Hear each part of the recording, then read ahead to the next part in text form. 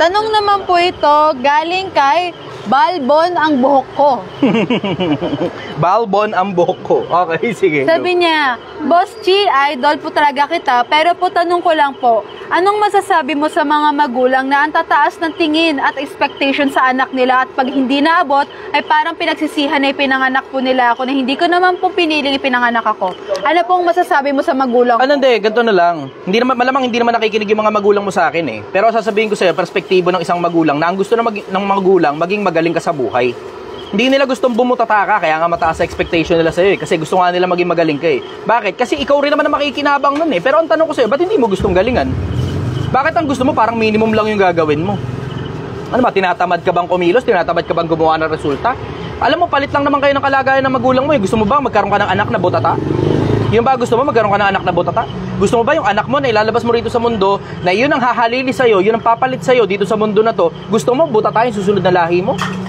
Ang tanong ko sa'yo, bakit ang gusto mo yata parang babaan ng magulang mo yung standard? Ikaw dapat ang lumapat sa standard ng magulang mo. Bakit? Ganun din naman ang mundo eh. Pag hindi ka lumapat sa standard ng mundo, kahit ano pa effort mo, wala pa rin kwenta yan. Wala ka pa rin kwentang tao sa paningin ng mundo pag hindi ka lumalapat sa standard ng mundo. Ikaw dapat ang mag-adjust kung ano standard ng mundo. Ikaw dapat yung nakakamit nun, even better kung ine-exceed mo pa. Tignan mo, katulad sa akin, di ba? Matabil yung bunganga ko, pero tignan mo naman yung laman ng utak ko. Diba? Oo, sige, sabihin na natin, maraming basher. Maraming mga taong hindi ako gusto. Pero ang general majority ng mga taong nasa comment section ko, gusto ako. Bakit? Ano dahilan? Kasi nakikinabang sila sa akin. Pero isipin mo, kung wala na nga akong pakinabang, ganitong klase pa yung bunganga ako, palagay mo ba magugustuhan ako ng tao? Alam mo, isa sa mga pinaka-importanteng bagay sa mundo na malaman mo kung ano standard ng mundo, isa sa mga pinaka-importanteng bagay sa mundo, maintindihan mo kung ano standard ng mundo, tapos i-minimit mo na yung standard, ine-exceed mo pa, then you can execute on whatever personality that you want. Kung gusto mo maging maangas na katulad ko, pwede. Kung gusto mo maging malamlam na katulad ng ibang mga tao, pwede rin. Pero ang importante, alamin mo kung ano standard ng mundo, i-meet mo yung standard ng mundo, tapos exceed mo pa. Doon ka lang makakalayo financially, doon ka lang makakalayo intellectually, doon ka lang makakalayo socially, tapos makukuha mo hindi lang yung respeto ng magulang mo, pati yung respeto ng mundo. Yun ang sagot ko ron. May audience impact sa gilid. Tanginang weirdo talaga no pag may audience impact. Oh, sige, go. Next Tanong question. naman po ni Yul Zian. Okay. Boss Chi, question lang, masasabi mo ba na perfecto ka? Hindi. Wala namang perpektong tao, sabi nga nila di ba? Although may mga nababasa ako sa Biblia mga perpektong tao, katulad ni Job, di ba? Si Job, ang tawag sa Spanish, perfecto y recto. Ha? Perfect and upright. Si Job, nababasa sa Biblia. Si Moises, at marami pang iba pang mga tao, mga perpekto. Sakdal kung tawagin. Pero hindi ako kasama ron sa mga yun, si Raulo. Obvious naman sa buhanga ako ito. Yun ang sagot ko ron. Okay, next question. Ayan. Shoutout mo daw si Nabs GL. Suki. Attendance check, sabi niya. Suki. Ayan. Tanong naman po ni Gabriel Munoz. Anong masasabi mo sa mga tumataya ng loto tapos doon nila inaasa ang pangarap nila? May kakilala kasi akong ganun. Oo nga, ang dami yun eh. Ano pangarap mo? Gusto ko magkabahay. Gusto ko magkakotse. Bibili tayo nun. Paano tayo bibili nun? Pag nanalo sa loto. Pagka pinagpala tayo ni Lord. Pagka nanalo tayo sa pagka nakapang-asawa ng kanok. Malabo sa sabaw ng pusit yan. Bakit? Kasi mismo statisticians na yung nagsasabi, mas malamang pa daw na tamaan ka ng kidlat kaysa tumama ka sa loto. Sa akin, simple konsepto. It may take you a few years. Trabahuin mo na lang. Kasi tingnan mo, nakikita mo yung konsepto rito, di ba? Pinapakita ko sa inyo kung magkano yung ginagastos. Pinapakita ko sa inyo magkano kinikita. Ang pinaka-bottom line nun, simple, nakikita nyo rin na tinatrabaho ko paano umabot sa 1 milyon. Eto na nga, pinapakita ko na nga eh. So, kesa, eto pakinggan nyo ako Kesa, magtiyaga ka na umasa sa loto, bakit hindi Pilipinas sumabay ka na? Ha?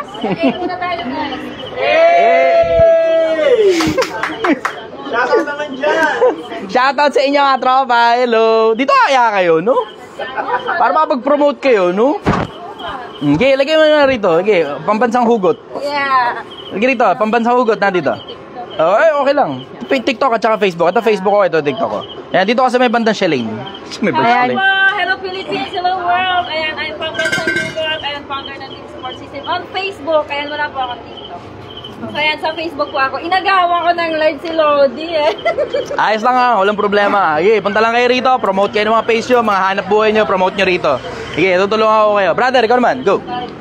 Hey you mga Kalodi, what's up? I'm your Kalodiman Eduardo Lagarto from Facebook profile. At syempre, Eduardo Lagarto 688 sa akin TikTok profile mga Kalodi. Thank you so much sa atin dito sa mundo ni Sir Chai Chester mga Kalodi. Panis, Tikman tangin na, namin yung masarap niyang sinigang na baka mga Kalodi. Ano Dito po masabi mo? Aba, swak na swak at pak na pak po yan. Eh! Taga-A dyan. Sabi- Taga-A lang kami dyan. Eh, guys. Eh, yung masasabi ko dito sa sinigang na baka. A na A talaga. Yun na. Ayos. Okay. Maraming salamat sa pagbisita sa akin. O, sa mga may hanap buhay, gusto nyo promote yung hanap buhay nyo, punta lang kayo rito. Basta magla-live. O, yan. Sige, promote ko kayo. Okay, go next question. Ayan. Tanong naman po ito ni Chu. Anong dapat mo sanang ginawa nung teenager ka na di mo nagawa? Sana ginalingan ko pa nung sa eskwelahan. Sana ginalingan ko pa. Kasi naalala ko kasi yung panahon na nag-a-apply ako ng promotion, tapos nahirapan ako mag-apply ng promotion. Kasi naka first year college, first sem lang ako. Tapos 5 taon ko pang kinuha yung high school kasi siraulo talaga ako. Hilig ako sa mga gangwar nun, ba? Siguro kung babalik ako sa pagkabata, mas pag-iigihan ko pa yung pag-aaral. Kasi may mga boss ako dati na straight out talagang tangina, hindi talaga. Socially awkward individuals na mga hindi marunong makisama, pero dahil nakatapos sila yung napopromote, hindi ako. Naalala ko yung panahon na yun. Yun ang sagot ko ron. Mas gagaling ako pa sa pag-aaral. Okay, next question. Sabi ni James Andrew Roa, Boss G, bakit hindi ka pa nag-aanak? Sayang lahi mo, matalino ka pa naman at pogi ka. Hindi naman obligasyon yung pag-aanak. Siguro, kumbaga, parang extracurricular activity na mag-anak. At optional naman yan, hindi naman yan mandatory. Kaya okay lang naman sa akin na hindi naman ako makapag-anak. Kasi I also have the option na kayong lahat maging anak ko. Diba? Lahat ng mga natututo galing sa akin, kayo yung mga anak ko. Ganun. Para si Gil. At saka yung mga iba pang mga empleyado ko. At saka kayo, Pilipinas. Daddy! May audience ka dito. May audience impact lagi. Ang weirdo talaga pag may audience impact. Ang ingay namin dito. Sige, okay, next question. Ayan.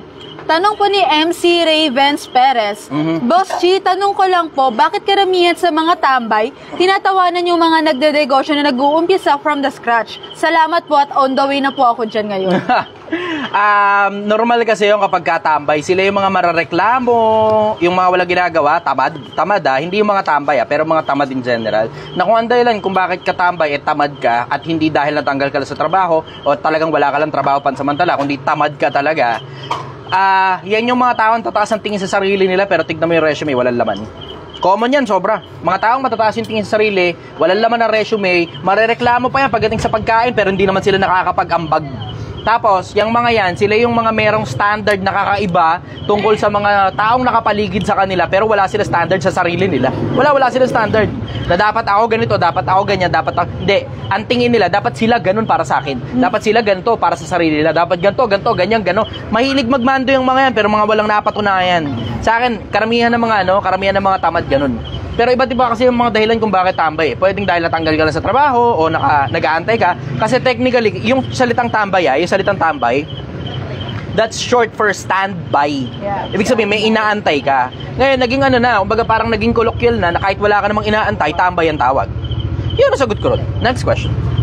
Tanong naman po ito ni Fuji, naranasan niyo na po bang mawala ng pag-asa, boss? Kaya ako lumabas sa social media Kasi, alam mo yung parang nothing in this world interests me anymore. Kapag ka nakabuo ka na ng isang sistema na tuloy-tuloy na pumapasok na lang sa iyo pera, tapos wala ka naman ng interest sa kahit na anong bagay, kasi nakuha mo na lahat nabili mo na rin lahat ng gusto mo, tapos lahat ng mga bagay na gusto mong bilhin, na hindi naman nagme-make sense na bilhin, edi hindi mo na lang binibili, life gets really boring. Boring na yung buhay kapag nakuha mo na lahat ng gusto mo. Tapos, ayun, lumitaw ngayon sa social media. Paglitaw ko sa social media, dapat happy lang. Ngayon, I have something to live for kasi biglang naging obligasyon na ngayon sa akin yung social media eh. Lalo na doon sa mga matatagal lang nanonood sa akin. Alam niyo naman na dapat titigil na ako sa social media tapos kayo yung nag-request na wag akong tumigil sa social media, diba? Alam niyo yun eh. Kayo yung nag-request na wag akong tumigil sa social media. O ngayon, ano nangyari? Naging obligasyon ko na tuloy itong social media na may mga kapwa-tao ko na nasa likod ng screen na ang gusto ay umusad yung mga buhay nila. Tapos nakikita nila ako as parang someone na parang guiding light kahit hindi naman ako karapat-dapat na maging guiding light ninyo. Hindi ko nga alam kung bakit sa akin kayo nanonood eh. Hindi ko alam kung bakit sa akin kayo nanonood eh. Siguro, due to lack of options lang, ganun. Wala masyadong appealing sa internet eh. Kasi yung mga iba, I got the best of both worlds eh. Meron ako magkabilang panig ng buhay. Nakita ko yung buhay na sobrang yaman. Nakita ko rin yung buhay na sobrang hirap. Tapos balik ulit sa sobrang yaman. Balik ulit sa sobrang hirap. Nakita ko yung magkabilang panig ng mundo eh. Wala namang influencer halos na kaparehas ko. Napaka-konti lang namin dito sa Pilipinas kung meron man eh. Wala masyadong impactful na nakita yung magkabilang panig ng mundo na appealing enough para pakinggan ng mga tao. I may be wrong. Maaaring mali ako. Pero, ano nga yung tanong? Ay, nawalan ka na po ba ng pag-asa? Nawalan ng pag-asa? Oo, bago ako lumabas sa social media. Masamang tao kasi talaga ako eh. Yun totoo, masamang tao kasi talaga ako eh. So, syempre, alam mo yun, may mga pagkakataon sa buhay mo, lalo na once you're getting older, when you're getting older, alam mo yun, yung konsepto na parang wala ka ng interest sa lahat ng bagay na nandito kasi nakuha mo na lahat ng gusto mo eh. Pag nakuha mo na yung lahat ng gusto mo, magiging boring na ang buhay. Tapos parang, alam mo yun, hindi naman sa kawalan ng pag-asa, pero nawawalan ako ng dahilan kung bakit gusto ko pang mabuhay. Nakita ko yung panahon na yun. Oo, nakita ko rin yun. Naging katulad nyo rin ako. Pero hindi naman ako suicidal. Okay lang naman ako. Excited lang ako na makita yung kabilang buhay. Curious kasi ako sa kabilang buhay ko ano meron dun eh. Hindi dahil nawawalan ako ng pag-asa, kundi talagang, alam mo yun, ano kaya meron dun? Kasi dito sa mundo, nakita mo na lahat na meron dito eh. Oo, hindi ko pa nga napupuntahan lahat ng mga lugar. Hindi ko pa rin natitikman lahat ng pagkain. Hindi ko pa rin na-experience lahat ng mga pangmagagarang mga bagay. Pero, alam mo yun, you get a glimpse of what's going on in the other side of the world because of the internet. May internet na eh. Makikita mo ngayon kung ano yung mga meron dun. Tapos yung mga meron dun, in comparison do sa mga meron dito, konti lang naman ang diferensya. Maganda ang Pilipinas, totoo, maganda talaga ang Pilipinas. Sobrang ganda ng Pilipinas. Number 2 tayo sa Bahamas, sa buong mundo. Sa mga beaches. Sobrang ganda ng Pilipinas, hindi ko nga gustong pumunta ng ibang bansa eh. Ang ganda-ganda rito sa Pilipinas, sobrang ganda rito sa Pilipinas. Gulay, bente.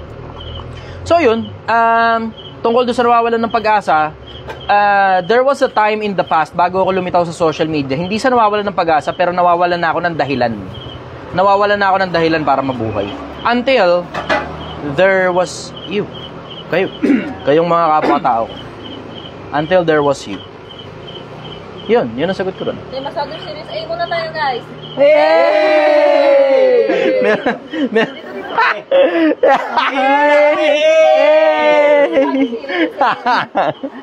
Sige. Okay. May taga-A ako. Sige, go. Next question. Ayan, tanong naman po ni Chu. Worth it ba mag-enroll sa mga trusted mentor boss katulad nila MJ Lopez? Trusted ba talaga? Hindi naman porque lumitaw sa internet, trusted na kagad eh. Tignan nyo yung credibility ng mga tao na yun. Kasi sinasabi mo, yung mga tao sa internet, tas nagbigay ka halimbawa eh, di ba?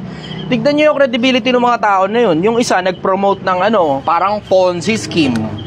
Di ba? Tapos pagkatapos nun, dinis-associate niya yung sarili niya doon sa parang Ponzi scheme na pin-promote niya. So yung mga tao ngayon, nadali. O tapos ngayon, ano na ngayon naman nangyari doon sa mga tao na yun? Wala, nakuha pa ba nila yung pera nila pabalik? Hindi na. Diba? Alam mo, mag-iingat kayo, hindi porket nasa internet yung mga putang inang may mentor-mentor na. Alam mo, ako nga, diretso I stay away from the word mentor. Ako, personal, I stay away from the word mentor. Kasi ang karamihan ng mga nasa social media, lalo na dito sa Pilipinas, yung mga putang inang mga mentor-mentor na yan, ang general majority dyan scammer. Tignan mo, kakatapos nga lang nung era nung isa, di ba? Nakita ninyo nagbebenta ng course? Asa na ngayon yung nagbebenta ng course na nagme-mentor-mentoran? Wala na siya. Wala na siya sa internet. Wala nang balita kung ano nangyari. Mayroon pa rin siya mga ina-upload na video, pero tingnan mo wala na nanonood ng mga videos niya. Sa akin, simple lang naman ang konsepto di ba? Kung talagang meron ka talagang gustong mga tao, kung sino man yung gusto mong maging, dun sa kung ano man yung industriya na gusto mong pasukin, dumiretso ka na lang dun sa mga tao na yun. Pero ingat kayo sa mga networker, puta. Ang lakas nila mang-hype, tapos wala naman laman. Ingat kayo sa mga networker. Diretsahan, ingat kayo sa mga networker. Yung mga tao na yan, ang general majority dyan sa mga yan, ang lakas mang-hype. Yayaman ka, 3 months. Tangina mo, 3 months? 3 months? Magiging milyonaryo ka galing sa wala? Tangina, alam mo, absurd eh. Wala man lang consideration na baka wala ka nung necessary skill. Wala kang communication skills, wala kang financial management skills, wala ka nung mga necessary skill, wala kang people skills. As in, talagang mahiyain ka talaga. Sasabihin nila 3 months magiging milyonaryo ka, bibigay mo lang yung pera mo sa kanila, tapos bahala ka na ngayon sa buhay mo pagkatapos nun. Tangina, ang daming ganyan sa internet. Ingat kayo, lalo na yung mga term na mentor, putang ina, karamihan dyan, scammer. Sa akin ngayon, dati kasi, pag sinabing pag sinabing networker, ang dinig ko dyan, scammer. Ngayon, pag sinabing networker, pag sinabing mentor, ang dinig ko na rin dyan, scammer. Diretso. Sorry pasensya na kayo. Sasama lang loob nyo sa akin. Pero pag sinabing mentor, sa akin, scammer na kagad yan. Scammer na kagad yan. Kasi in the first place, tignan mo, may mga taong ang mismong may mga taong ang mismong negosyo nila, yung pagme-mentor na nila pero wala talaga silang ibang negosyo bukod sa pagme-mentor nila. Anong assurance ngayon nagagana yung putang inang mentorship na yan?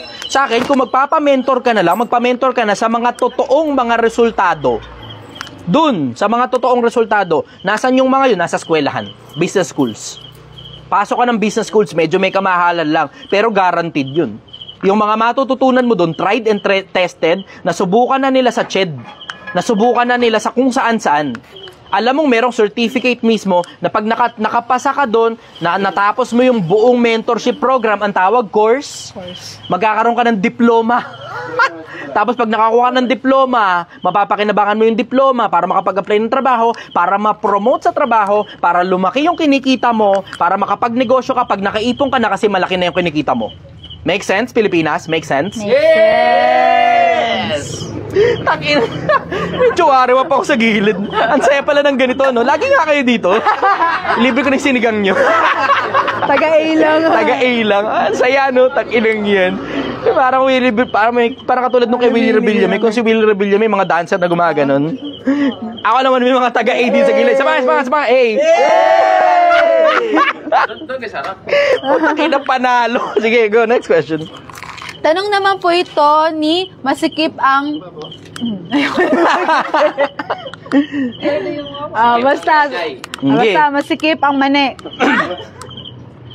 Sige. Boss, serious question po ito. Nahawa po ako ng AIDS sa asawa ko. What should I do? At hindi ko naman po maiwan ng asawa ko dahil may mga anak kami. At natatakot po ako ngayon kasi buntis din po ako. Okay. Ganito, punta ka na kagad ng DOH o San Lazaro. Pa-check up ka na kagad. Tapos alam mo nang nahawa ka, merong maintenance libre lang. May maintenance meds yan para dyan. Huwag kayong mag-alala kasi hindi naman kasi kayo nag-iisa. In case hindi nyo alam, ang dami ninyo, mga nagme-message sa akin. Meron pang isang seaman. Asawa ito ng seaman. Yung asawa ng seaman na yon, wala na may ibang gumagalaw sa kanya. Tapos nakuha siya ng asawa niya, batang-bata pa siya. As in parang GC6 pa lang yata. Wala siya experience sa trabaho. Yung lalaki, good provider. Ngayon, syempre yung lalaki lumalabas ng bansa, ganon, bla bla. Labas ng bansa, uwi ng Pilipinas. Labas ng bansa, uwi ng Pilipinas. Tapos isang panahon, good provider yung lalaki, babayero nga lang sobra. Tapos sugarol din at the same time. Gusto niya nang iwan. May anak sila 4. Tapos, paglabas ng bansa, uwi ng Pilipinas. Tapos may isang panahon, hindi na nakasampa ng barko ito si lalaki.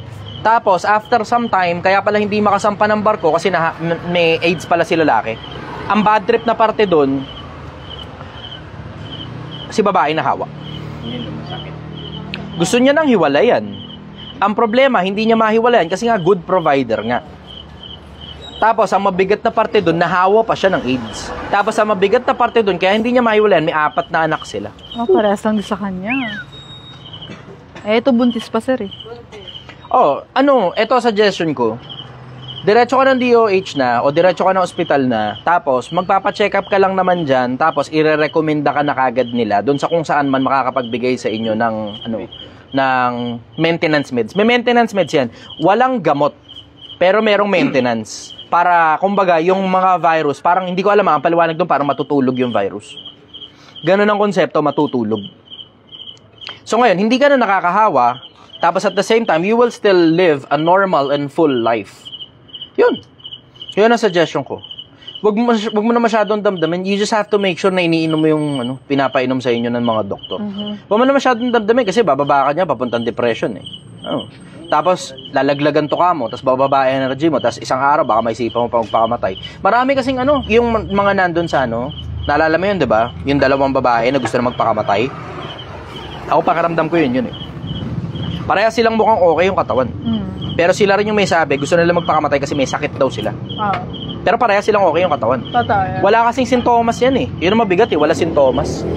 Di mo lang alam. Tapos isang araw, magdi-deteriorate na yung katawan mo. Stage 4 na lang. Pero yung talking about nasan sila? May sariling lugar? Wala. Hindi na kailangan ng sariling lugar para dun. Meron namang maintenance meds yan eh. Pa rin sa community. Normal. Basta iniinom lang yung maintenance meds. Yan yung sabi ng mga doktor. Yun yung sabi ng mga doktor. You just have to make sure na hindi mo na ikakalat yan sa iba o kasi siping sa iba. Trouble ka dyan kapag sumiping ka pa sa iba. Pero pagka naman base dun sa mga nabasa ko, pag iniinom mo yung maintenance meds mo, magiging normal yung buhay mo. Magiging normal. Ingatan nyo nga lang yung sarili nyo kasi kailangan talaga magli-living healthy life ka na yan. Titigilan mo lahat ng bisyo, titigilan mo puyat, titigilan mo pagkain na wala sa lugar. Magiging healthy living ka dyan. Ang tanong kasi dyan kung minsan yun na rin mismo yung makakapagpabago ng buhay mo eh. Yung kapag may sakit ka o kung ano man na nangyari, biglang isang araw ma-realize mo, tanginang ikli lang pala ng buhay. So I have to make the most of this finite amount of time that I have here dito sa mundo. Saglit lang ang buhay eh. Minsan dun mo na ma-realize na saglit lang pala buhay kapag minsan may pagkakataon, may close call ka. May close call ka. Either yung kamag-anak mong malapit namatay, tapos saka kayo ngayon mag-uusap-usap, tapos ang bilis talaga ng buhay, no? Una-unahan lang talaga, no? Tapos tingnan mo, paglipas ng isang linggo, balik ka na naman sa normal na buhay mo na parang akala mo mabubuhay ka uli na walang hanggan. Ang mga tao, akala nila mabubuhay sila na walang hanggan eh. Walang nagko-consider na tangina, pwedeng ang bukas mabangga ka, naglalakad ka lang sa kalsada, patay ka eh. Walang nagko-consider na pwedeng bukas kinagat ka ng aso tapos hindi mo napapansin, puta may ka na pala eh, may rabies ka na pala eh. Wala nga nag-iisip ng konsepto na pwedeng pagtulog mo, hindi ka na nagising dahil either na stroke ka o inatake ka sa puso dahil, alam mo yan, kung ano man yung dahilan, mahina puso mo o mahina utak mo o kung ano man ang dahilan, pero healthy living ka. Meron ako kilalang healthy living, puta, namatay siya at 45 years old. Cancer. Wala siyang balay until stage 4 na. Healthy living yun. Diba? Alam mo, you have to make the most of this finite amount of time that we have here in this world. Saglit lang ang oras natin dito sa mundo. Huwag mo ilaan yung oras mo sa kayabangan, na putang ina, bibili ka pa ng parang sports car, na wala namang masamang bumili ka niyan, pero para dun na umikot yung buhay mo sa sports car, sa Rolex, sa dami ng pera, na eventually iiwan mo rin naman yan, tapos paglipas ng panahon, 100 taon mula ngayon, wala na rin man sa lahat ng mga pag-aari mo yun sa'yo eh. Kahit nga yung mga anak mo, baka hindi na sa mga anak mo yan eh, pinag-agawan na nila yan eh. So ako, masasabi ko lang sa inyo, katulad nun sa mga may AIDS, you just have to make sure na ginagawa mo yung parte mo para manatili kang healthy. Tapos, inumin mo yung pinapainom sa'yo ng doktor. You will still live a normal life. Pero ako, I strongly suggest you consult the doctors pagka ganun na. Yun ang sagot ko ron. May nagtanong dito, sir, saan ka daw po? Nandito kami sa Mahabang Parang, Barangay Hall, Angono, Rizal. Hey! Thank you, thank you. Nag-comment din sa akin, wow, sana all na meet pa ba sa hugot si Sir Idol. Idol yan, palagi ako nakabang sa Facebook niya. Salamat. Na-appreciate ko. Thank you. Sige, go. Next question. Di siya question, pero sabi ni Vicente Birada, speak while bleeding, isang hug sa'yo, boss. Salamat. Ayan. Yeah. Tanong po ni Ronnie Ekot, boss, ask ko lang po about sa pag-ibig. Paano mo masasabing mahal mo pa o naaawa ka na lang? Picture daw. Love is a choice. Pinipili yan. Kasi yung pag-ibig na nararamdaman lang, lumilipas din yan. Parang pag-ibig ng laman. Pagka may anak na, pagka mataba na, kapag, alam mo, hindi na masyadong naliligo kasi pagod na sa buhay, pinapabayaan na eh. Tapos nawawala rin ng kusa yung pagmamahal. Yung pag-ibig na nararamdaman, kusang nawawala yan. 3, 2, 1. Cut! Isa pa. Director yan.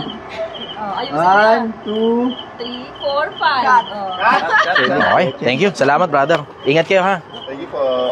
Okay, going back. Yung pag-ibig na nararamdaman, pag-ibig ng laman, humuhupa yan. Humuhupa yan.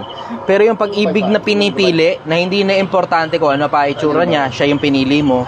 Hindi na importante kung ano pa naging ugali niya pagkatapos nun, siya pa rin yung pinipili mo. Tapos you are helping each other to be a better person every day.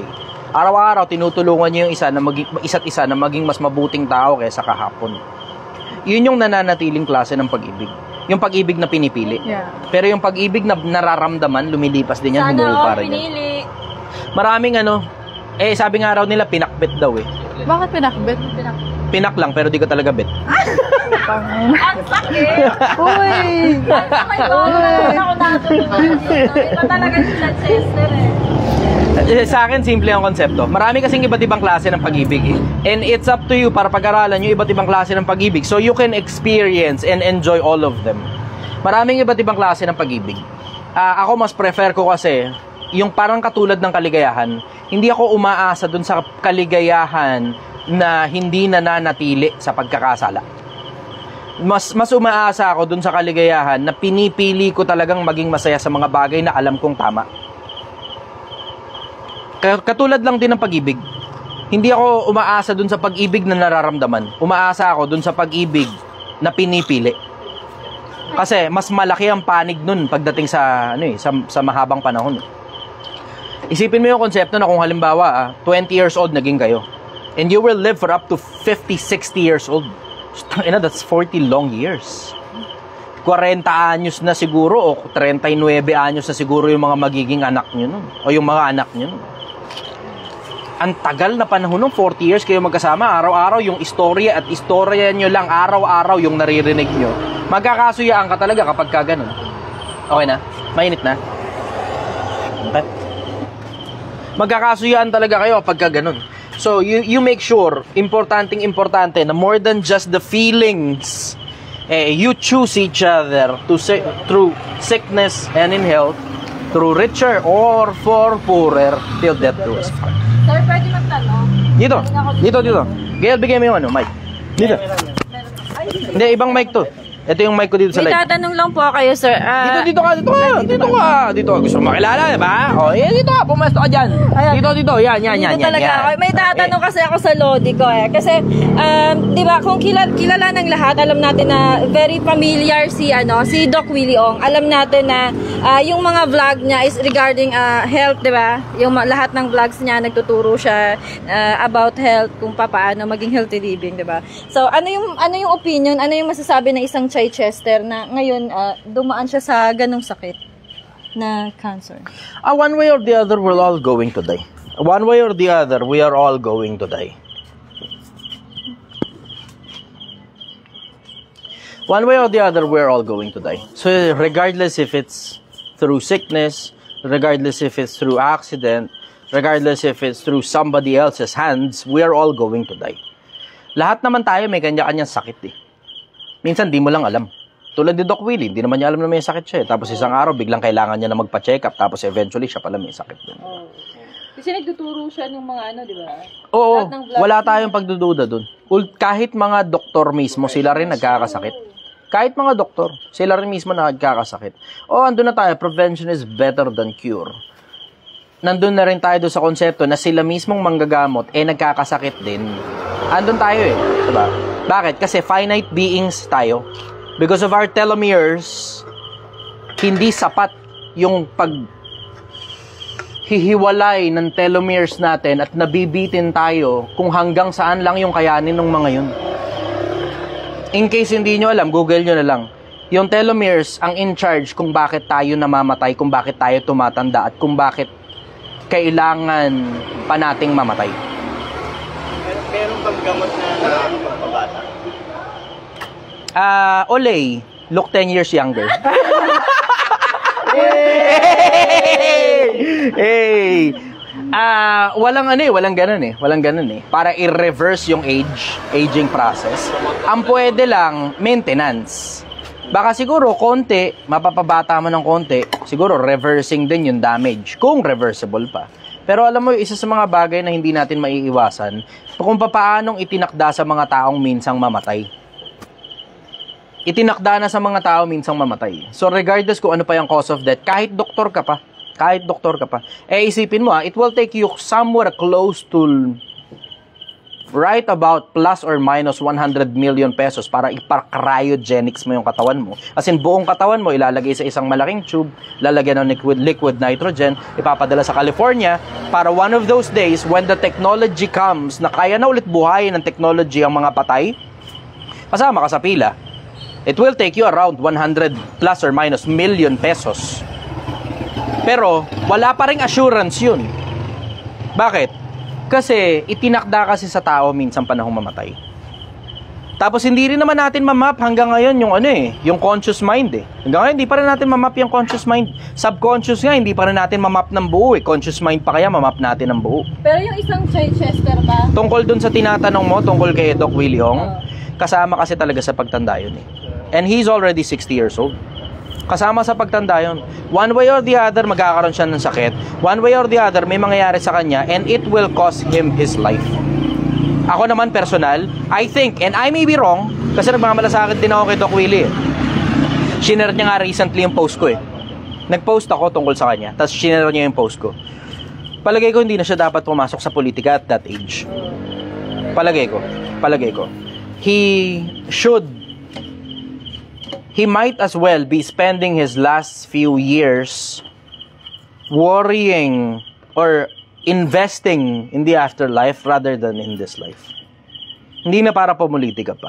Kasi isipin mo yung konsepto na ako naman with all the knowledge that I have about so many things, alam ko rin may konti akong alam sa politika. Pero hindi ako tumatakbo sa politika kasi yung laban ko, it's far better than just politics alone. Hindi ako interesado sa politika. Payat ang politika. Payat. Oo, marami kang magagawang tulong sa kapwa-tao mo. Pero mas malamang natignan pa nila yun as namumulitika ka kaysa tumutulong ka. Mas malaki magiging impact ko sa lipunan as an influencer versus tatakbo ko sa politika. Hindi ako interesado sa politika. Ngayon, kung ang tinatanong mo tungkol sa pagkakasakit ni Doc Willie Ong, ano masasabi ko ron? Lahat tayo dadaan sa ganun one way or the other. Lahat tayo mamamatay one way or the other. And it's just normal human process. Curious lang ako, sir. Ang isang Chichester po ba naniniwala sa reincarnation? Hindi ako naniniwala sa reincarnation. Unang-una, hindi siya practical paniwalaan. Bakit? Kasi pag naniniwala ka sa reincarnation, hindi na importante sa akin kung totoo pa o hindi ang reincarnation. Pero ako personal, hindi ako naniniwala sa reincarnation. Bakit? Kasi hindi practical paniwalaan yan Hindi practical. Bakit hindi practical? Yung konsepto lang na, hindi, pumalpak ako dito sa buhay na to. Magpapakamatay na lang ako para susunod na buhay, gagalingan ko. Magkakaroon ka ng ganun diba? O, pumalpak ako dito sa buhay na to, bawi na lang next life. Hindi nyo ba narinig yung mga ganong kawikaan? Bawi na lang next life? Diba? Mas okay na sa akin, galingan ko na lang dito sa buhay na to. Na oo, pumalpak ako ngayong araw, bukas mas magaling na lang ako. Bukas titindihan ko na lang, lulupitan ko na lang bukas. Kesa yung pumalpak ako ngayon, bawi na lang next life. Pasabugin ko na lang yung ulo ko. Hindi nagme-make sense sa akin yun. Hindi nagme-make sense sa akin yung konsepto na willing kang isugal yung meron ka ngayon para baka sakaling meron pang susunod. Tangina. Hindi practical yun. Hindi practical sa akin yun. Mas practical sa akin, galingan ko na rito kasi maaaring ito na yung huli. Hindi ako sigurado kung ano nasa kabila. Hindi ako sigurado. Basta ang alam ko na malaki possibility, merong gumawa sa lahat ng bagay because of so many things that are buggling inside my head na masyadong maraming order at napakakonti ng chaos. Ang daming order Yung Fibonacci, yung alam mo yun, golden ratio, yung pi, ang daming order dito sa universe in general. Mula sa mga pinakamaliliit hanggang sa mga pinakamalalaki, everything has a certain order that's being followed. May order na sinusunod na may mga sumasablay, may mga pumapalpak na unusualities. Andun na tayo, wala tayong pag-uusap doon. Pero sobrang daming bagay na hindi natin kayang ipaliwanag na merong sinusunod na order. Sino naglapat ng order na yun? Sino naglapat? Hindi ko alam. Ito sa akin, simple lang ang konsepto. Simple lang sa akin ang konsepto. Hindi ko alam kung sino naglapat. Pero merong malaking possibility para sa akin that is boggling my mind kung sino gumawa nitong lahat ng bagay na to. Sino naglapat ng order. Mas okay na sa akin galingan ko dito sa buhay na to na baka kasi wala na kasing kadugtong dun sa kabila na magiging ibang species ako. Kesa yung umasa ako na mayroong pang ibang species na magiging ako at dito pa rin yun at baka sakaling paglipas ng panahon, umangat ng umangat yung dami ng mga kabutihang nagawa ko as a lower form of species, tapos magiging tao ako ulit, and then I will be given another chance. Baka kasi wala na akong chance. Baka ito na yun. Kaya gagalingan ko na lang dito. So it doesn't matter na kung merong reincarnation o wala, gagalingan ko rito sa buhay na to. Ganun kasimple yun.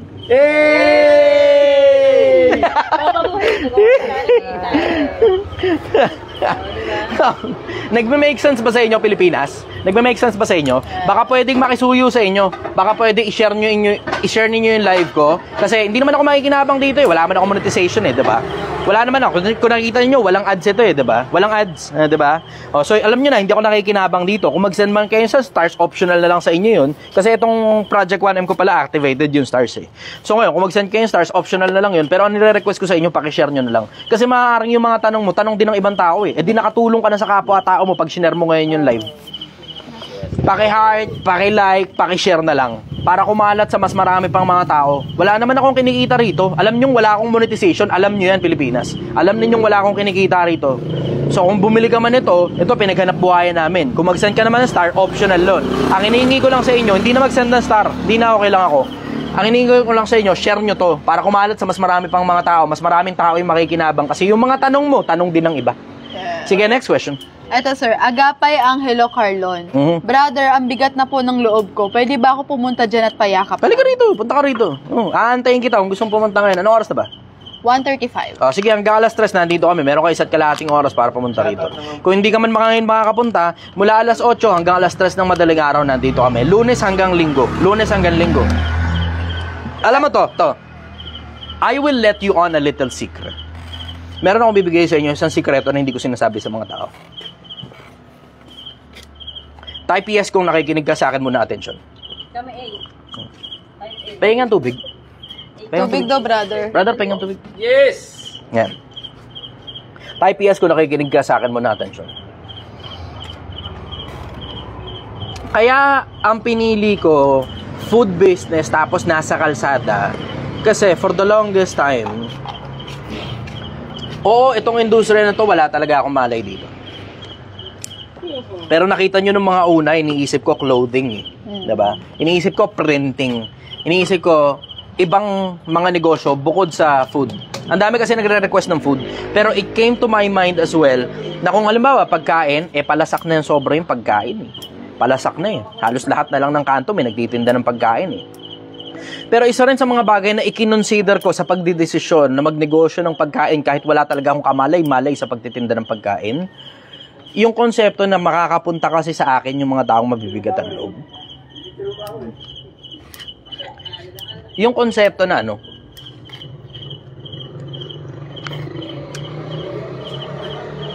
minsan may mga tao kasi na alam mo yun, talagang sobrang bigat lang talaga nung dinadaanan. Na merong option na makausap ako ng personal. Kasi kung napapansin ninyo, hindi naman ako madamot sa oras, di ba? Although time is everything that I really have. Yun lang talaga meron ako, yung oras eh. Yun lang meron ako.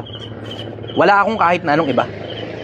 Lahat ng pera ko hindi sa akin, lahat ng properties ko hindi sa akin, lahat ng sasakyan ko hindi sa akin, lahat ng motor ko hindi sa akin. Paano hindi sa akin? Pagkamatay ko, wala namang mananatiling nasa pangalan ko dyan sa lahat ng yun eh. So lahat yan hindi sa akin. Ang meron lang talaga ako na sa akin talaga, yung ibinigay sa akin na oras ko. Yun lang. Yung konting oras na meron ako rito, I would want to spend as much time with my people for as long as possible. Amen. Konti lang yung oras na binigay sa akin.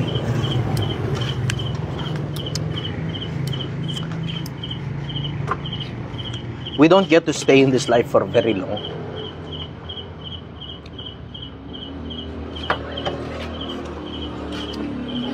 Yung konting meron sa akin, I want to spend it all with you.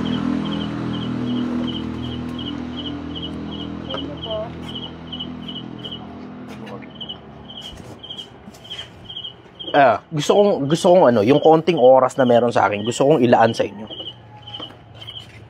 Kasi, yun lang talaga yung mga bagay na meron ako. Yung oras lang yung meron ako. Wala na akong ibang meron sa akin. Tapos yung konting oras na meron ako, ang theory ko, and I may be wrong, ang theory ko, ang hula ko, na baka tsumamba, yung konting oras na meron ako, if I spend it with so many people, and so many people have benefited from my time, na wala akong hinihinging kapalit ng oras ko, baka sakali, pagdating ko sa kabila, marami akong saksi, na hindi naman ako masyadong masabantay. Yun. So, yung mga, lalo na yung mga mabibigat ang loob, hindi na importante kung bumili ka rito, hindi na importante, hindi na. Hindi, pumunta ka rito, makipagkwentuhan ka sa akin, nag-e-enjoy ako. At isa sa mga bisyo ko ito, isa sa mga pinaka-paborito kong bisyo that I really want to spend so much time, I want to waste my time with people. Kung pagsasayang ng oras ang pakikipag-usap sa mga ordinaryong tao na mga namomroblema sa buhay nila, then I want to spend all of my time with. Kasi kung di nyo nakikita, wala nga tama. Yung mga influencer mo, wala nga nagtsatsagang makipag-usap sa inyo. Baka nga yung mga influencer ninyo, tanga na, pag minessage nyo, hindi nga nagre-reply. Partida, business transaction na yung ano yung dahilan kung bakit ka nakipag-usap sa kanila. Ikaw yung magbibigay ng pera para magpa-promote ng negosyo mo sa kanila. Pag maliit yung pera na ino-offer mo, di ka nga re-replyan eh. Pero ako, wala naman ako napapala sa pagre-reply sa inyo eh. Ang general majority, I will say 99% ng halos lahat ng nagme-message sa akin, miserable buhay. And there are a few individuals na na nakikipagtransaksyon at malaking pera. Lalo ngayon, nandito ako, tapos nasa akin ang spotlight, nasa Project 1M yung spotlight. Ang daming nag-uusap-usap tungkol dito sa mga influencer. Ang daming gustong pumunta rito ng mga influencer. Meron yung mga influencer na pumunta rito ng mga nagdaang araw, hindi ko pa ina-upload sa social media hanggang ngayon eh. Pero with all the money that they are offering me, ang Davao nag-o-offer sa akin ng 300,000 para sa isang linggo pupunta ako doon. Tapos kasama ko 6 na staff. Tapos mag-shoot po, promote yung negosyo ron. Ang offer sa akin 300,000. Ang Cebu nag-o-offer sa akin 250,000. Hindi ako interesado. Kasi ang ibig sabihin nun, isang linggo iiwan ko to. Para pumunta ron para sa 300,000. Pero I'm sorry. Kasi hindi ko kailangan yung pera niyo. Ang alam ko kasi, ito ang alam ko. Mas kailangan ako ng mga kapwa-tao ko kaysa kailangan ko yung pera ninyo. I already have so much. Meron na ako sobra para sa sarili ko. Hindi mo alam kung gaano karami yung bagay na meron sa akin. Hindi mo alam kung gaano karami yung meron sa akin. Hindi mo alam. Wala kang malay dun. Hindi mo alam kung gaano karami meron sa akin. Wala akong nilalabas sa social media. Wala. Every now and then, makakasingit, may pitik na konti, makikita mo. Pero wala ka talagang alam kung sino ako. Pero alam mo, ito isang bagay na sigurado ko eh.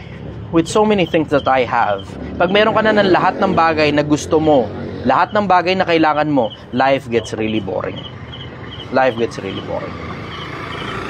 Tapos, tsaka mo ngayon maiisip, what is more to life than money? Ano pa bang meron itong buhay na to na kayang ibigay sa akin ang buhay na to bukod sa pera?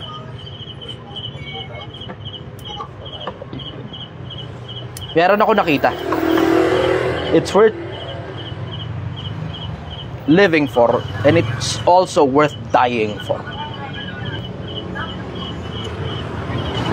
Yung pag-ibig nung gumawa sa akin.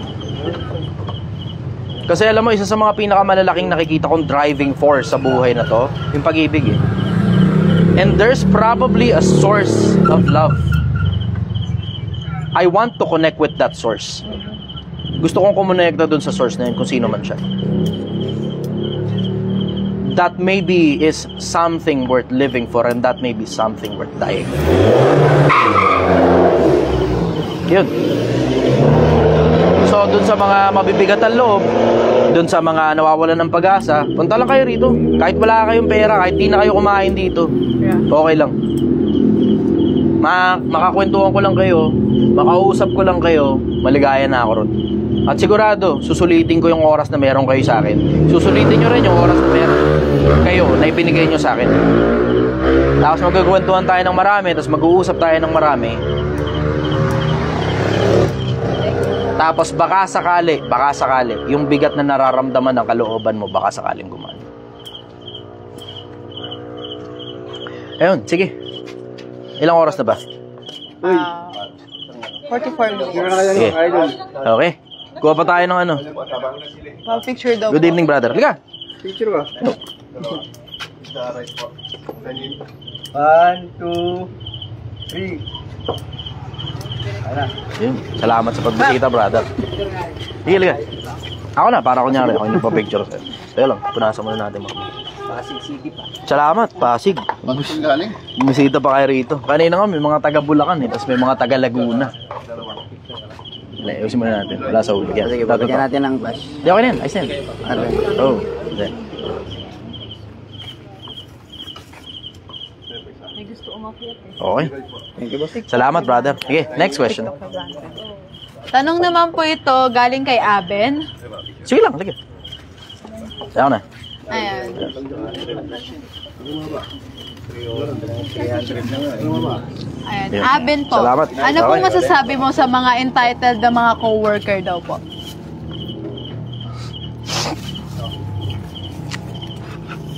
Ako, brother. Salamat, brother. Saan pa galing? Ako yung nag-send sa'yo ng scan. Saan ka ba nakatana? Dito lang. Kapitbahay. Ako, Ayos. sir, kay last. Oh, sige, go. Kami pa-uwi na rin. 1, 2, 3. Thank you po. May na kayo umuwi. 15 minutes patapos na to. Apa. Sige, ulit. Go. Ayan. Tanong ni Aben, ano pong masasabi mo sa mga entitled na mga co-worker? Lagi namang merong entitled na co-worker. Feeling nila sila tagapagmane. Ang tawag dun sip-sip. Pero sa bagay, may mga iba entitled na co-worker na pakiramdam nila sila yung boss, pero totoo, ayaw din naman sa kanila ng boss eh. Yung mga ganun, pabayabo lang sila. Hindi ka naman nandyan sa trabaho na yan para doon sa mga entitled na co-worker na yun. Hindi ka nagtatrabaho dyan para sa kanila. Tatrabaho ka dyan kasi gusto mo kumita ng pera. At sa pagkita ng pera, meron kang boss sa ibabaw mo. Pag yung boss sa ibabaw mo, masaya tungkol sa trabaho mo, hindi na importante kung ano pa sasabihin ng mga entitled na co-worker. Simple lang ang konsepto. Pag yung boss mo, pag ikaw ang pinaka-paboritong empleyado ng boss mo, tapos performer ka pa, magaling ka sa ginagawa mo, simple lang ang konsepto. Surefire yun. Pag nagkaroon ng promotion, ikaw kagad yung una ipopromote. Tapos, pack yun na lang sila. Ka man na Tatlo na lang. Okay, sige. Next question. Sabi ni Atlee, kung di ka plastic, bakit laging may camera? Naka-live ako eh. Tanga ka ba? Bobo ka ba? Live nga eh, di ba? Nagtatanong sa akin yung mga tao, live eh. Di ba? Malamang. Tanga naman ito, nakakabwisit. Nakakaburat yung ano, naglaan ka nga ng oras para sa kanila para makapagtanong yung mga tao. Tapos sasabihan ka pa na plastic kasi may camera. Saan mang gagaling yung tanong? Diba? Saan mang gagaling yung tanong? Sige nga. Sa'yo, Tapos, sa'yo. Ito pa, kung di pa naman katangahan to, diba? Pag nagtanong naman sa akin yung mga tao dito, private questions yun, hindi nila gustong iakyat sa social media yung privacy nila.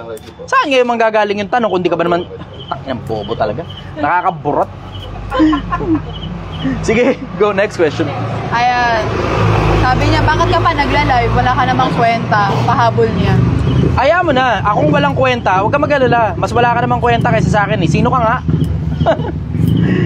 Diba? Sino ka nga? Kasi ang alam ko, ito alam ko. Ako nakakatulong.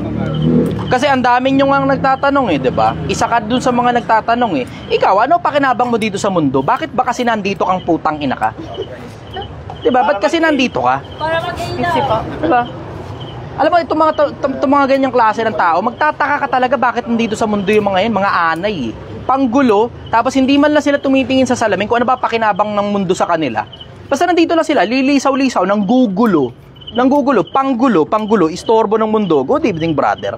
Panggulo, istorbo ng mundo, pero hindi sila tumitingin sa salamin para tanongin yung sarili nila, ano kayang pakinabang ng mundo sa akin?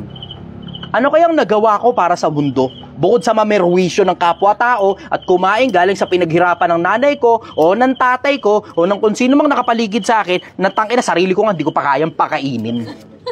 Tangina, no? Mga ganyang klase ng tao, basura ng lipunan. Sabi niya pa ulit, sir, at they, explain mo nga yung tulong mo, ha ha ha. Sino ka ba? Pakipaliwalag mo nga sa akin, ano pakinabang mo rito sa mundo? Sige, bibigyan kita ng option. Ganito, even better, iakit mo sa live yan. Akit mo sa live, sige. Invite ko to. Sige, TikTok yan? Apo. Sige, akit mo sa live. Di ako, kailangan mag-request siya mag-request. Mag-request ka, dali. Dali, akit ka rito sa live ko. Sige, makakausap kita at nang mahimasmasan ka sa pinagagagawa mo. Mahimasmasan ka kung sino ka ba talaga. Sige, akit ka sa live ko. Pakitin mo sa live. Akit ka daw. Ayan, nag-comment ulit siya saan nang gagaling yan. Hindi, umakit ka sa live. Paliwanag mo sa akin kung ano pinaglalaban mo. Umakit ka rito. Hindi ko ma-invite eh. Dali, akit ka sa live. Paliwanag mo sa akin kung ano pinaglalaban mo. Sige. Kinakomenta niya siya, akyat ka na, wag ka matakot. Para mamit ko sa personal si Sir Chai. Ganyan talaga kapag pagka-bobo magaling sa type. Pero pagka personalan, ayaw. Para umakyat. Akyat, akit ka. Mga nasa comment section. Diba? Akit ka. Ang tapang mo, diba? Sobrang tindi mo, sobrang lupit mo, sobrang galing mo, super tindi, super kalang ka, diba? Atams dali. kasi. Hindi, wala parang Akyat, ganyan ka na lang? Hindi siya eh. Sige, akyat. Hindi ko comment kanina, yun ang umakyat. Akyat bata. Bata, akyat. Ang tapang mo, diba? Sige, patunayan mo ngayon yung tapang mo. Dali. Umakit ka sa live. Paliwanag mo sa akin yung mga pinagsasabi mo. Sa personal mo ako questionin. Huwag mong daanin sa pa-type-type. Ang tapang mo diba? Fake account pa gamit mo diba? Sige. Wala, ayaw na talaga umakyat. Tamo? Tangina diba? Alam mo, simple lang naman ang konsepto Kung sobrang tapang mo, ba't hindi ka umakyat sa live? Harapin mo ako personal. Tangina, si Bugoy nga, hindi umubre. Palagay mo, ikaw makakalatay ka? Ayaw talaga umakyat Sagot na ni Idol Chai yung yung... Sagot ko na sinigang mo. Ligaw, umakit ka sa live. Sabi niya, akyat bahay yan. Kaya dyan, sa bahay umakyat, hindi sa live. Yan ang sinasabi ko sa inyo. Tamo, diba? Alam mo, kapag matapang ka, ilabas mo yung tunay na mukha mo. Hindi yung ang tapang-tapang mo, gamit mo fake account. Tangina, diba? Alam mo, may bagong sakit ngayon ng lipunan tapang-tapangan. May bagong sakit ngayon ng lipunan. Yung tapang-tapangan kasi fake account o naka-lock profile. Yan ang common, sobrang tatapang. Bakit? Kasi akala nila di sila kayang balikan. Pero tignan mo, pag hinamon mo naman ng harapan, tapatan, wala ipapalag Walang ipapalag. Meron pa nagtatapon, diba? Na nagre-recruit. Dapat kung matapang, kasuluhin mo, diba? Hindi, okay lang yun. Kahit mag-recruit pa sila. At least yun, sa pagre-recruit nila, inihaharap nila yung totoong mukha nila. Okay lang yun, mag-recruit pa kayo ng mga tapang-tapangan din katulad nyo. Basta haharap kayo. Pero tangina, napakatapang mo kapag ka-type-type lang, baka kunin ka ng militar niyan sa ipinapakita mong katapangan. Iharap ka sa diba? West Philippines. Harap ka sa West Philippines Sea, sobrang tapang mo diba? Wala nang kanin. Wala nang kanin? Okay. Wala na rin kasi. Takbo na lang. Hindi, meron pa tayong gas ito. Tulong kanin lang meron. Meron dito. Bili lang tayo. Sige, go next question. Ayan, nag-comment siya at day, kaya mo ba daw? Alam mo, pinapaakit na nga kita Tangin ng bobo mo naman.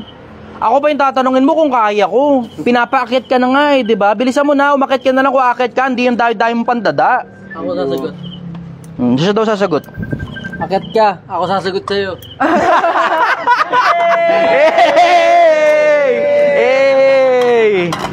Asa na yan? Bakit Alam mo, simple lang naman ang konsepto Kung totoong matapang ka, di umakit ka sa live, hindi yung tinatapang-tapangan mo ko kasi dinadaan mo sa pa-type-type, gamit yung fake account mo. Paano? Kasi duwag ka kasi, hindi ka kasi pinalaki na maayos na magulang mo. Ay, sabi pa niya, nagsama ka pa ng lalaki at day. Umakit ka na lang kasi sa live, di ba? Sige na, kumuha ka na ng iba. Sarap yung sinigang. Umakit ka rito. Walang kwentang tao Ano yan, basura ng lipunan yan. Sige na. Tawa ng tawa tuloy. Wag na natin magbigyan ng basura ng lipunan. At Ayan. yan yung nagpapakain sa ego nila eh. Tignan mo ngayon, tumitindig na balahibon yan. Tangina, kinakabahan niya, baka nanginginig na kaya habang nagtatype eh. Bakit? Tapansin siya eh. Diba? Tapos tingnan mo, hindi ngayon kayang umakyat sa live. Alam mo, simple lang naman ang konsepto eh, diba? Pag basura ka pa ng lipunan, pag wala kang pakinabang kahit sa sarili mong magulang, manahimik ka. Oh. Ako may 42,000 na. Sige, next question. 1M. Ayan, tanong po dito kanina, sabi niya po, sir, last question po ba, sir? Sige, go. Okay. Tanong niya, nakalimutan ko yung pangalan niya, pero ang tanong niya, sir, para sa nalalapit na election, sir. Wala na kasi naubos na itong isa. Ayan. Sabi niya po, para sa nalalapit na election, ano daw pong mapapayo mo sa mga Ayoko na kapatao? muna nung mga election. Tangina, wala namang kwenta yan. Ano mapapayo mo sa mga politiko? Hindi naman nakikinig sa akin politiko. Ano mapapayo sa mga bumoboto? Hindi naman nakikinig sa akin yung mga bumoboto. 'Di ba? Okay, sige, next question na. Ayoko muna ng mga politika. Hindi naman ako sasalang dyan sa politika. Tsaka wala rin naman pakinabang na babanatan pa natin yung politika. Eh, yung mga nanonood sa akin, baka mga hindi nga botante, katulad ng putang inang yun eh. Sige, go. Fake account lang. Matapang kasi fake account. Alam mo, totoo, kung matapang ka talaga, pumunta ka rito. Lumabang ka sa akin ng Isa pa, debate. sir, may sasabihin. Dito mismo, harapan. Naghihingi sila ng advice about sa pagboboto, no? Pero kung tapalan yung mukha nyo ng 500, eh. Makikinig ba kayo sa advice ni Chichester? Tigilan nyo nga ako. Sige, go. Ayan. Doon tayo sa iba. Hanap tayo question. Hanap ka ng question. Yung mga kapakipakinabang sa kapwa-tao natin, hindi yung mga tungkol sa politika kasi saglit na panahon lang naman yun. Wala namang kwenta yung usaping May nagtanong dito kanina, sir, sabi niya po sa akin. Ayan. Ang tanong niya po sa'yo, sir. Sabi niya po sa akin. Talaga sabi niya sa'yo? Hindi. sorry. Ang tanong niya po kanina is... Ay, nawala na yung tanong eh. Tanong po ni Maisan, sir, anong masasabi mo kay Bugoy na Kuy-Kuy na kinakausap yung in-check ng Tagalog? At least okay pa yun. Kasi technically, inaasar niya yung in-check eh. At least kahit paano, okay pa yun. Oo, nakita ko nga rin yun. Eto, sir. Dumaan din sa yung speaker. Jeff Carpio. Okay pa yun. At least kahit paano, diba? Hindi, yung kinakausap daw yung i-check ng Tagalog. Okay pa yun. Okay pa yun. Kasi nandito tayo sa bansa natin eh. Ayos pa yung parte na yun. Tanong po ito ni Jeff Carpio, sir. Brother, what makes you vulnerable and ano ang kahinaan ng isang Chichester?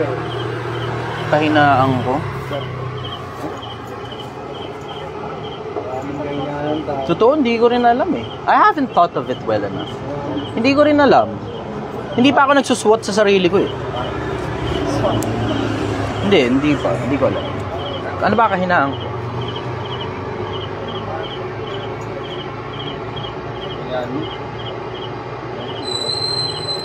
Pagka merong inosente siguro na inaapi, hindi ko matiis yun. Kahinaan. Hindi ko matiis. Nagiging emotional ako sa ganun. Isa pa, niisip ko rin kasi. Niisip ko nga rin. Ano nga kahinaan ko? Ano nga, palagay mo, Gil? Ano nga kahinaan ko? Hindi ko alam eh. Pamilya. Nice. Hindi ko kahinaan ng pamilya. Isa nga sa mga strengths ko yun eh. Kasi kahinaan, hindi ako mahina pagdating sa usaping pamilya. Kasi wala akong pakialam sa mga kadugo eh. Diretso, wala talaga akong pakialam sa mga kadugo eh. Wala akong tungkol sa usaping pamilya. Hindi ako mahina sa usaping pamilya eh. Stick lang ako doon sa tried and true na kung wala ka sa lugar, kahit kadugo pa kita, di kita ko consider na kapamilya. Kahit ako, wala akong maisip. Wala eh. Possible na kayo na. Siguro, Ako sa tingin ko, sir, mga kapwa Pilipino mo na nahihirapan. Nahihirapan ka rin para sa kanila. Kababayan. brother, hello! Yung mga kababayan mo. Strength din yun at the same time eh. Kasi nai-employ mo yung pagmamalasakit. So hindi ko siya makonsider na kahinaan kasi alam kong there will come a time in the future na yung mga nakikinig sa akin, specifically yung mga nakikinig sa akin, ang mayor parte dyan magiging mga matatalino at magiging, mayayaman paglipas ng panahon eh. Alam mo yun eh. I know that and that may not be true. Maaaring hindi maging totoo yun. Pero I will say maraming mga tao talaga yung natututo at umuusad ang buhay kasi sila mismo yung nagsasabi eh. Nakikita ko yung comment section eh. Nakikita kong mula nung simula nung nasa tondo ako, sumabay sila, umusad yung mga negosyo nila na dati namang empleyado sila tapos nag-convert papunta negosyo, gumana. Yung iba naman, mga dating negosyanteng nagpipilit maging negosyante, hindi umuubra, nung natuto galing sa akin, nag-empleyado, mas gumana. Ngayon, supervisor. Yung alam mo yung konsepto na ano, dali lang, umaapoy eh. Umaapoy. Brother! Sir Chess, maganda tong napansin ni Nabs, GL sa'yo. Yan, sige. Sabi niya, sa tingin ko, brother, ang kahinaan mo kapag naiisip mo yung kabilang buhay. Tsaka pag hindi ka tinanggap sa kabilang buhay. Oo. Kasi alam mo, hindi ko mapigilan yung luha ko kung sa tumutulo pag usaping kabilang buhay. Kasi tangina, masamang tao talaga ako eh. Obvious naman sa buhanga ako, diba? At saka sa demeanor ko, diba? Obvious namang maraming dumugong mukha dahil sa akin, diba? Totoo. Maraming dugo yung nadilig sa lupa dahil sa akin eh. Marami. Tungkol sa kabilang buhay, oo, yun nga talaga kahinaan. Yan nga talaga. Totoo bang may kabilang? Mahirap sabihin wala eh. Kasi pag sinabi mong wala, mag-aalatsamba ka ngayon. Sana talaga wala. Pero pag sinabi mong meron, magpipilit ka na sana lumapat ka dun. Kasi pag hindi ka lumapat sa kabilang buhay, yari ka. Kung meron. Pero doon, minsan mamatay ang airpot. Na punta ako ron sa lugar na yun. Napunta ako sa lugar na yung lugar nila. Nino? Kasama ng tatay ko, ninong ko. Okay. Nayakap ko sila, parang ramdam ko sila. Pero parang nakaupo lang sila, parang naghihintay lang sila. Abe, naranaginip ka nun? Hindi parang nananaginip, parang kumabila ako sa buhay ko eh. Na parang hindi ako tumambay, ano lang ako, yung parang dumalaw lang ako. Parang sila yung dumalaw sa akin, pero sila yung dinalaw ko. Pero ramdam ko sila. Hindi ko pa nararanasan yun. Hindi ko masasagot yung tungkol. Hindi ko pa nararanasan yun. Parang nakausap mo yung patay. Kasi meron ganun konsepto sa Biblia na nakakausap yung patay. Pero ang problema kasi, hindi pinapaboran kasi ng Diyos yun eh. Hindi niya, nasa 18 yata ng Deuteronomio, kung di ako nagkakabali. Merong